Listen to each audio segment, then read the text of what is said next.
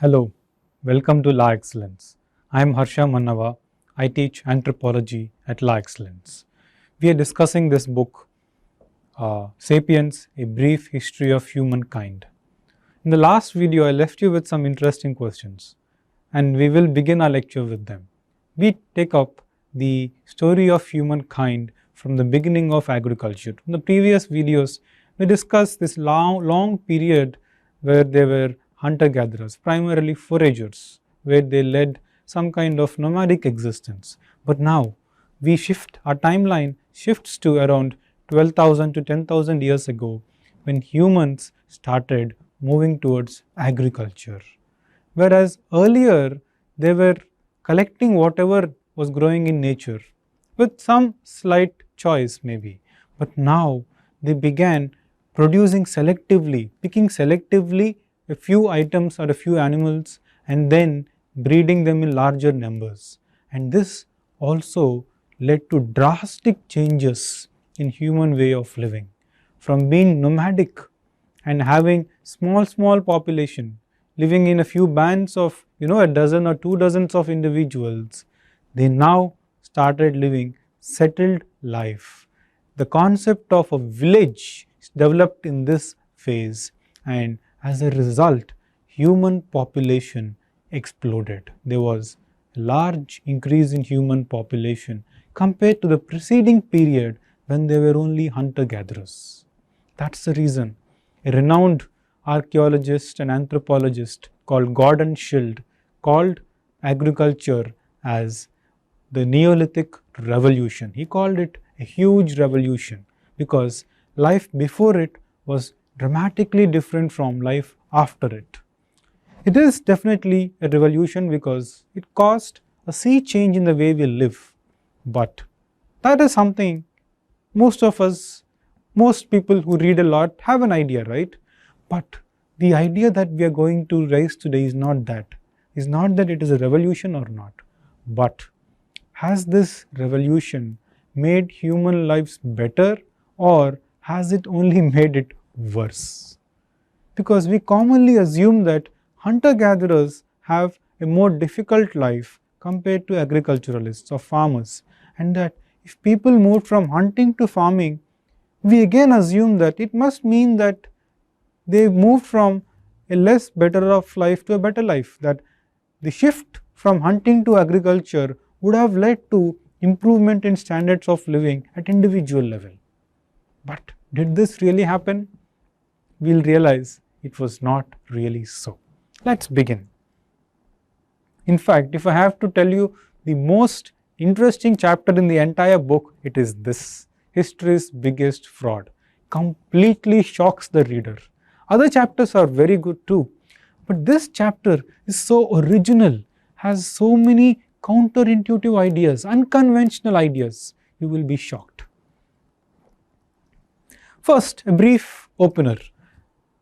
As we discussed, humans lived for a long period as hunter-gatherers. That is, for 2.5 million years, we were hunter-gatherers. And compared to 2.5 million years ago, agriculture is only 10,000 years old. So farming is just a tiny fraction of our entire duration. Around 10,000 years ago, agriculture developed for the first time in the region we call as the Near East. That is the Fertile Crescent, which is the area of present day Israel, Syria, Iran, those eastern Turkey. So this zone is where the earliest developments of agriculture happened. And later on, they were spread to other areas. Here, there is an interesting debate. Some scholars think agriculture began in this Fertile Crescent area and spread to rest of the world. This is called diffusion. One origin, and after it originated, spread to rest of the world. Like iPhone. iPhone originated in California, and from there it spread to the whole world, right? Diffusion. But some others say it's not like that. It first evolved in Fertile Crescent, but over a period of time it moved. There was independent evolution of agriculture in various regions. It might have taken some time, but agriculture evolved independently in many areas. So, this picture here tells us the timeline of development of agriculture in various parts of the world. So, which is the correct view, the diffusionist view or the independent evolution view? We think it is the latter. Agriculture evolved independently in multiple areas at different points of time. But the earliest was here. This is called Fertile Crescent. What about India? In India, the earliest agricultural settlement comes from a place called Mehrghar. It's in the Balochistan region of present-day Pakistan, and that's about 7000 BC. That's 9000 years ago. So, the earliest site of farming community in India comes from Mehrghar. Next, what did we domesticate? What did we first domesticate? The first plant that we domesticated was wheat, and then the first animal that we domesticated was goat. So, agriculture involved two things: domestication of plants, next domestication of animals. Why am I calling this domestication? Because in the wild we have wild types. Like in the original situation, for example, there were so many varieties of wheat. Some were very hard to eat, some were very weak, some were in the medium, very tasty. But they were in the wild situation when humans did not interfere with nature, many varieties of wheat lived. Similarly, goats, there were probably various types of goats, some tall, some short, some would run very fast, but some were very obedient, some were very thin, so on.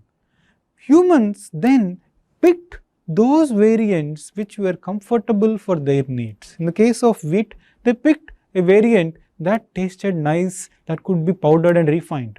In case of goats and sheep, they chose variants which were obedient, rule following, not the ones which were adventurous.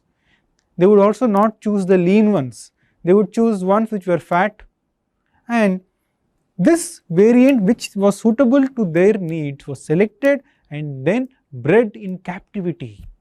So, the numbers of these selective variants increased dramatically, not because these were more fit in the environment, but because humans selected them and created conditions where their population could increase. That is why we always say domesticated variant. So, what was domestication involved? Selecting a few variants and then trying to multiply them in large numbers. So, wheat was first domesticated, goat was next, and then slowly we went about domesticating peas, lentils, olive trees, horses, grapevines and so on. By 3500 BC, most of our domestication was almost reached. So, 90% of the kind of foods that we eat were domesticated or were chosen already by about 3500 BC. After that, the addition was very slow. So, between 9500 to 3500 BC, there was rapid selection or rapid increase in the kinds of food varieties we selected and improved their numbers. And yes, like we said, it improved. Agriculture happened independently. Of course, agriculture, if we shifted to agriculture, people must have done some calculation, some math, right? Compared to hunting gathering, what is the benefit? If we have to change our lifestyle, what is the benefit? Just like we do. I am comfortable in Hyderabad or in my house, in my hometown, but if I must go to US, is the risk worth it? We do a calculation, okay, my living standard is so and so, I need to improve my standard. Going there gives me the requisite amount of money. So, we do this calculation and then if the math works in our favor, we take the decision. Similarly, those early first generation of people who shifted from agriculture to agriculture also would have done some calculation. What is that? First, deciphering nature's secrets itself was fun. Second, hunter-gatherer of life was like hand to mouth. Each day you had to go out in search of food and then meet your needs. There was no scope for storage. They didn't have refrigerators, mind you. They didn't have storage facilities. So, the idea of having some surplus was probably very appealing. And clearly the idea that fine, if now I have to depend on nature, but if I can grow my own food, probably the quantum of food that is available to me will also increase. So these immediate benefits would have driven people towards agriculture. And so thus began, they started first with wheat, they saw some wheat grains and those wheat was growing and they realized this was tasty. So they just threw some wheat grains and the crop was beginning to grow because of natural rains and other factors. And they realized they could now harvest this. So they would settle for a few weeks or months near these areas where the wheat was growing, use the grain, and in the initial years they would lead a more settled and a more leisured life. But over time this gave lot of problems. Let's see what are that. First, as this started moving towards growing more and more wheat and started increasing the area, it caused enormous trouble. For example, until then, who are we? We are primarily apes. Our body evolved for what conditions? Our body evolved for climbing trees, running after a gazelle, and moving a lot and jumping. But this new occupation required different kind of labor. Take wheat for example. When they started selecting wheat, it was very demanding. You had to now, since wheat it takes a lot of time before you get the crop, right? So it required them to settle down. Next, after settling down, wheat does not grow in hilly areas or rocky areas. So they had to clear all the fields with rocks and other stones and level the fields, enormous amount of labor. Next, wheat requires water, so they had to dig up channels to supply water or carry buckets and feed this crop. Next, wheat also is susceptible to other pests, so they had to safeguard this wheat from other pests. And not just that, it needed some fertilizer, manure, so they had to also collect animal dung and supply it to the soil and work on the soil to create this. And after all this they would get the crop. Now when the crop comes, you cannot just eat wheat as it is given by the plant. Wheat requires processing, needs powdering. So it called for creation of specific set of tools like a grinding stone, a pestle, mortar and pestle that was needed to grind and powder these grains to create fine refined flour out of this. That was huge labor. So you just imagine, from working for 30 hours a week and getting whatever was in nature, suddenly life became, there was so much work, all this had to be done. So people realized, without realizing, the fact that they may have more food, the dream that they will have more food made them shift towards this way of life, and only to realize after a long time that they were working so much more than what they were working in the previous time. So long hours of work and there was very less leisure. And it was not just that. When you are a hunter-gatherer, because each day you have to go and collect food, you can only support limited population. And women, and since they are nomadic, people cannot carry multiple infants with them because carrying them is a burden, they cannot move, they are not easily mobile. So hunter-gatherers had some biological and cultural factors which would make sure they always space their children or they had very few children. As a result, the population was always less, it was never huge. With agriculture, now they realized they were growing a lot of food, we are putting a lot of labor, a lot of food is growing. Fine, we can have more children. Anyway, if we have more children, we will have more hands to help us grow food. So all these restrictions which curtailed population growth were given up, with the idea that there is food to feed anyway now. We are not moving, we are not carrying our children. Maybe we can have more sex now.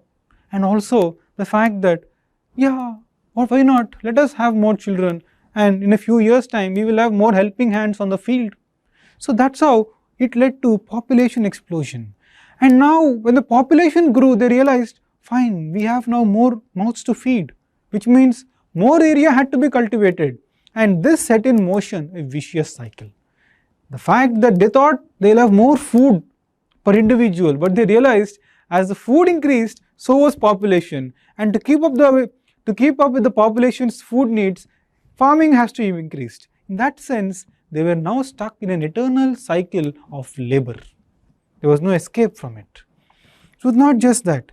Since like I said, our body was not adapted to this kind of work, just like our body today is not adapted to sitting for 12 or 14 hours before a computer and work like a robot, right? Our body has evolved for outdoor activity, climbing trees and running after gazelles.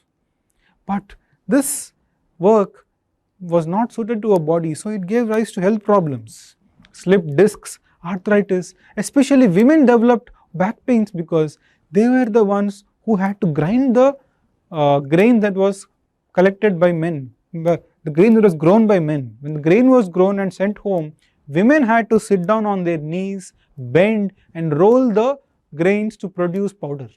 So they realized they were developing backaches. So fine, after all this labor, did it really lead to good diet? Even that didn't happen, because now with agriculture and wheat domestication, the diet now became predominantly a cereals based diet.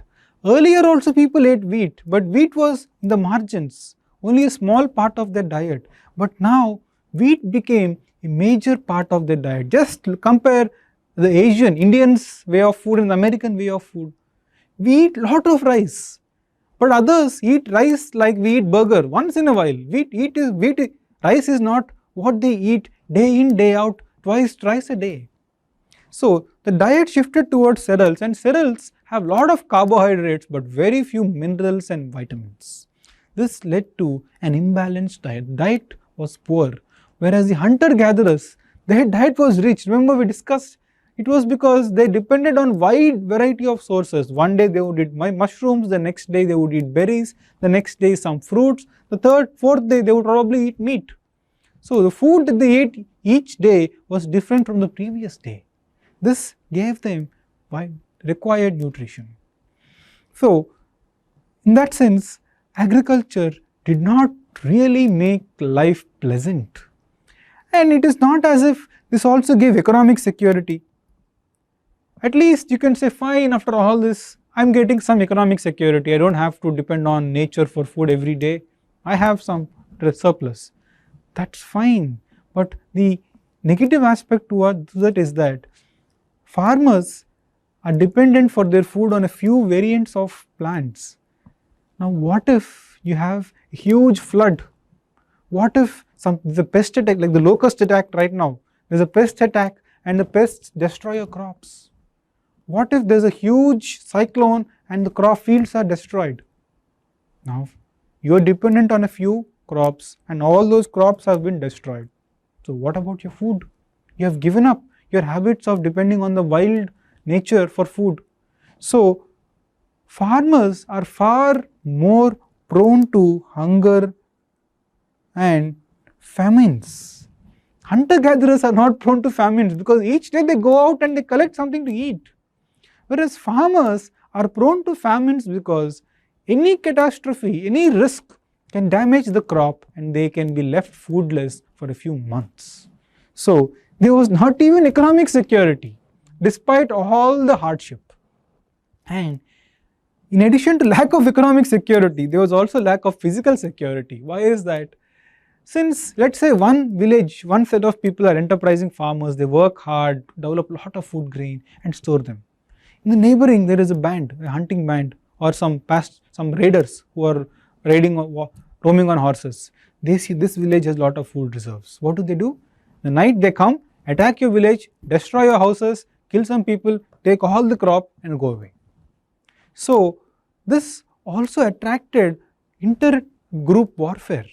A group that had less used to go and attack the group that had more. Earlier, if there was friction between two groups, one group could go away and find a new area and live there. Because hunter-gatherers were few in number and small groups, they would just move away. But now they were stuck to the village, they were attached to the land. Farmers, The key thing about farmers is that they are tied to their land. Remove the land, they are helpless, they become without identity. So now they are tied to the land, they cannot leave it, but they also have to now live with the fact that their neighbors can come and attack them. So what do they do now? They have to prepare for warfare. So all of this this is an example of some two farming communities taking up warfare in New Guinea, tribal warfare in New Guinea. This is how they fight. So all of this made life very difficult, isn't it? Then if agriculture made life so worse, why did people choose it? Here we have some interesting points. First, agriculture made life miserable for the individual, but in terms of collective as a species, it gave us benefit. Like I said, our population exploded, isn't it? Evolution doesn't work in terms of a person's happiness, just like your professional, your company does not care about a company's success is not based on how happy its employees are. Its success is judged based on how much money it has in its accounts. Similarly, evolutionary success is judged not by whether each person is happy or not. It is judged whether there are more copies of DNA. So 100 happy people versus 1000 miserable people, evolutionary success is for these 1000 people. So this agriculture though made life miserable for each person, but it allowed them to grow in numbers. So maybe the answer to this lies in the fact that the individual is miserable, but the group number increased. Maybe that's why it was preferred. Then next, this other explanation says that no, people made a miscalculation. They thought they were going to have a happy life. Their thinking was very simplistic. They made a misjudgment and made a shift in their lifestyle.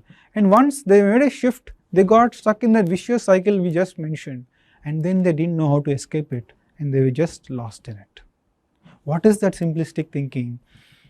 We hear from our parents. Many of our parents tell us, right? You work harder. If you work harder, you would have a better life. Keep working hard. So people might have thought, yes, working hard is a good idea. Agriculture needs us to work hard, and maybe if we work hard, we'll get better life. Why not? This is a very common misconception. Take people in the present generation. They study for so many years, trying to compete at prestigious exams, JEE, NEET, get into IIT, AIMS, IIMs and so on. When they do all this, they tell themselves, see, I'm going to work really hard till 35, make a lot of money, and then retire by 35 and 40, and then enjoy the rest of my life. This is what people tell themselves when they have to work hard and struggle, to succeed at competitive level, work for 60, 80 hours a week in these companies to make a lot of money. But what do they do when they really reach 35, 40? They realize at 35, they have just bought a big house, with mortgage, there are loan repayments. They bought this house in suburbs. Since it's suburbs, they need multiple cars because for commute, and these cars are expensive. The children have grown up. They need to go to corporate schools which have high fees. So once again, all these expenses do not give people the courage to escape from this drudgery. They just keep slaving away with the hope that one day I will enjoy my life. By the time that day comes, they will still realize it's not now, I'll wait a few more years. So they get stuck in a cycle. Just like that, these early farmers had misjudged the nature of their calculation. They thought if we work hard and grow a lot of wheat, the wheat bargain, we'll enjoy a good life. Of course, this is not the first time humans miscalculate. Harari gives us a wonderful line here, that humans' search for an easier life released immense forces of change that transformed the world in ways nobody imagined. Take science, industrial revolution. Today we have so much technology. We thought all this technology will make our lives better, but has it? It has only made us more busy, more anxious, and more occupied. But are we really happy? No. And the other supporting argument is that luxuries tend to become necessities and spawn new obligations. So when people grew a lot of crops, they thought a house is my original need. Once they developed a house, they needed some more needs. So each time they thought, let us work harder, we will get more luxuries. And then when we need enough, we will stop. Just like we think today, we will work hard till 35, but after that, we will retire. But when you reach 35, you really don't want to retire. You still keep slaving away. So you are stuck in this cycle and don't know how to escape it. But if this was so bad, why didn't they abandon farming? Why didn't some elders say, see, we should abandon farming now, this has made our lives miserable? That is because this farming, this transition did not happen by night. It took so many generations of small changes to accumulate and transform society. And by the time, over a few tens or hundreds of years, this change happened.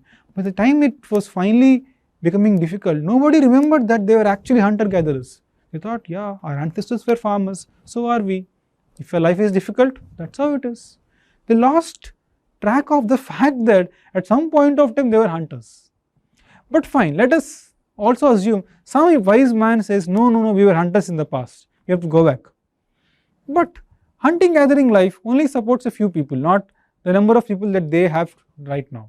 So that calls for, see, we are going to hunting gathering now from farming, but hunting supports only few people. Now, which means that of the 100 people of the village now, only 30 can survive. Please tell me which 70 will volunteer for death. Who will agree? Nobody. Isn't it? Nobody will agree, nobody will volunteer. So that is how once the choice of moving to agriculture was taken, the door for exit was shut, because the population simply exploded, and this population's food needs improved, and that only created more agriculture.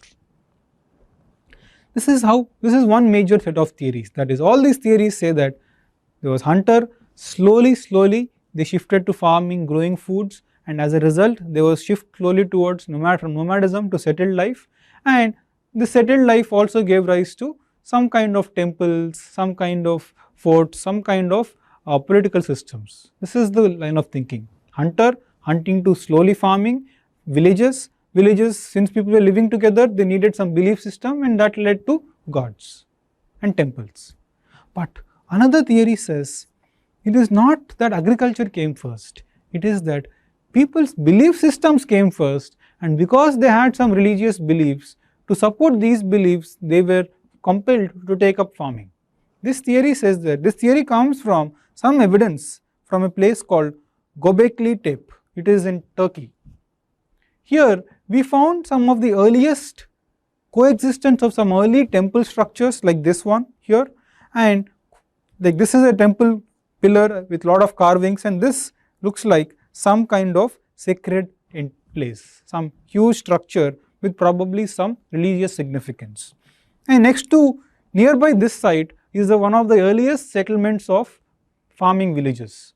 So now this made researchers think, maybe if these structures like these were built, it could not have built by hunter-gatherers. Hunter-gatherers do not have the amount of time and the necessary social organization. Like, it calls for some groups with higher skilled, medium skilled, lower skilled people, coordination, and they must have worked for really hard, and they must not have had the time to get food for themselves. Hunter-gatherers, each person finds his own food. The people who worked on these structures could not have simultaneously hunted and also done this. That made them think. When they had strong belief system in gods, they wanted to build these structures, and now if these structures had to be built, they realized this can be done only if some people were building this while others were growing crops, and the crops would also meet the food needs of this. So this theory says that people had some religious beliefs, and to meet these religious beliefs, they took up farming. This is the other theory. So far, so good. Now, the last idea.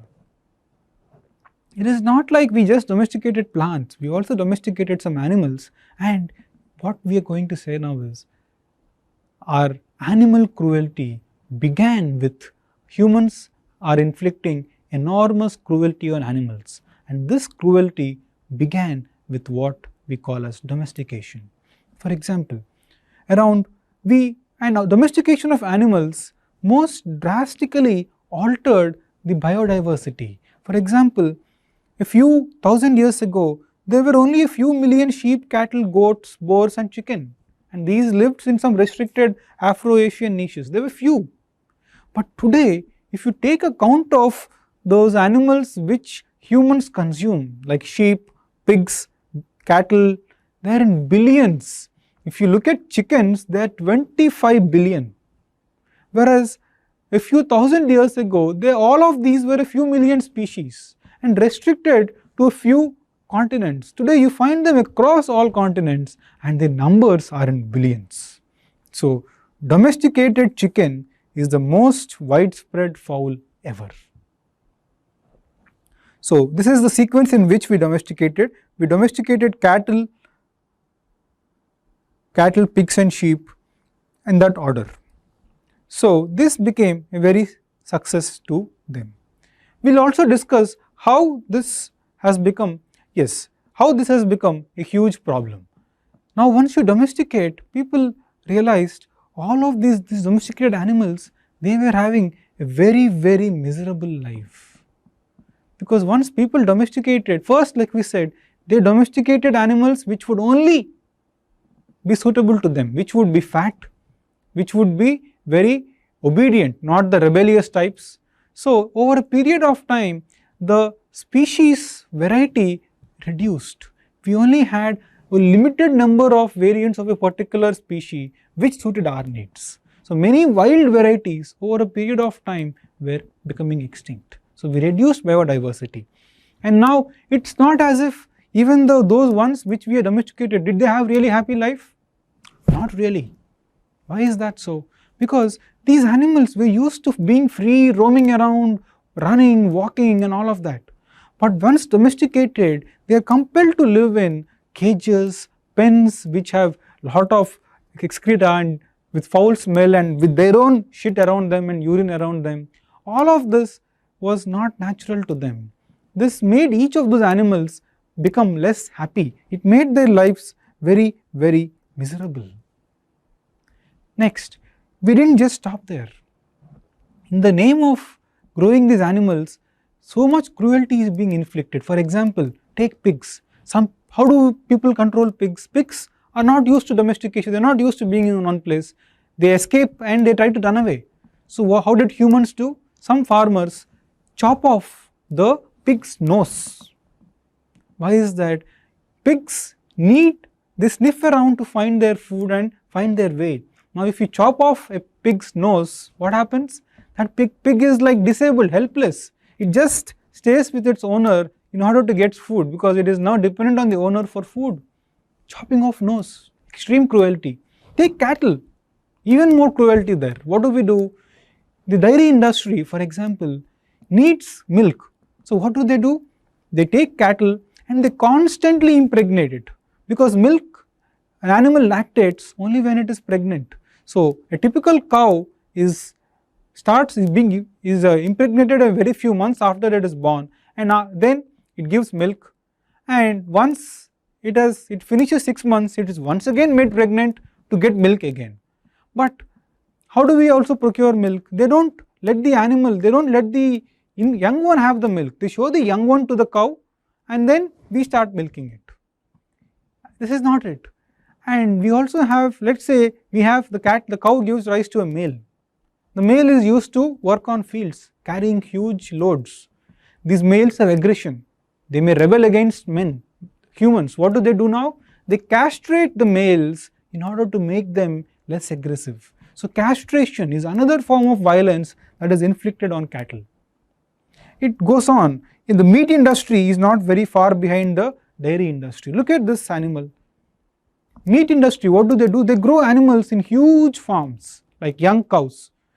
The moment a cow is born, it is just restricted to a small area like this, and it lives in a natural condition. The life of a chicken, hen or a cattle is a few years, but the poultry and the dairy industry, the meat industry realize no, we can't afford to feed them for so many years. So what do?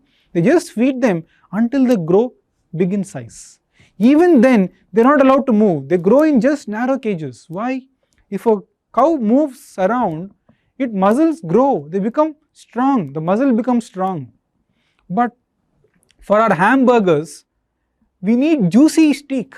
The meat must be juicy. That means the animal must just be standing there. It cannot move. So the animal is raised for a few months until it grows to a reasonable size without letting it move anywhere, and then it is moved to an abattoir where it is killed and killed for meat. In that way, in the name of domestication, humans created huge pain to these animals. The numbers have certainly increased, like I said, just like our human population. In terms of evolutionary success, yes, it's a tremendous success. From being a few million animals, they have become billions. But are they happy? No, they are living a miserable life. And we have not just made our lives miserable, we have also made the lives of these animals we domesticated miserable, all by increasing the numbers. So what has agriculture done? It has made people's life worse, but in the trade-off, it has given them large numbers. So the individual is unhappy, but the species has multiplied in numbers. Harari here leaves with, look at this man in this painting. Look at this man. He is moving with a bent back, and look at these animals. Are they happy? Does this man look happy?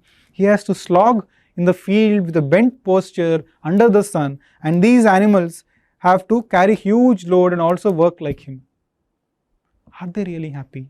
Harari thinks no. He says that's why he calls agriculture history's biggest fraud. We thought we were going to live a happier life, but in result we only got a life where we multiplied in numbers and we only did more labor. And also, yes, the other point I missed, infectious diseases. Earlier, hunter-gathering life did not have infectious diseases, but once people started living in domestic life in villages with animals around them, the sanitation decreased, and this is how infectious diseases started developing. We'll understand this from corona, right? Coronavirus is more rampant in urban areas, but very little of it is in rural areas. Why? There people are more spaced out. Likewise, infectious disease was a rarity among hunter-gatherers, and even if a hunter-gathering band got it, just the band of 20 people would die. But now, people are living in large villages connected to one another. So if an infectious, and these diseases come from animals, and now people were living very close to animals, and animals, there was a lot of animal excreta and animal waste. All of this created conducive environment for infectious diseases to develop, and once developed, it spread like wildfire because people now live next to each other in large numbers. So apart from the labor, infectious diseases was another added bonus thanks to agriculture. Finally, Harari asks us the simple question.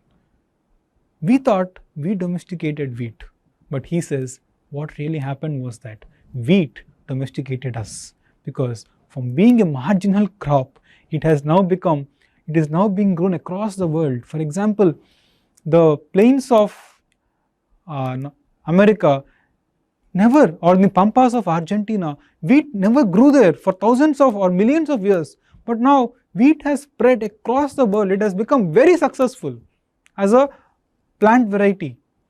And so who domesticated whom? Did we domesticate wheat or did wheat domesticate us? And by the way, the word domestication comes from a Latin word called domus, and domus means house. Now clearly, we are the ones who are living in houses and not wheat. So who do you think is domesticated? Humans or is it wheat?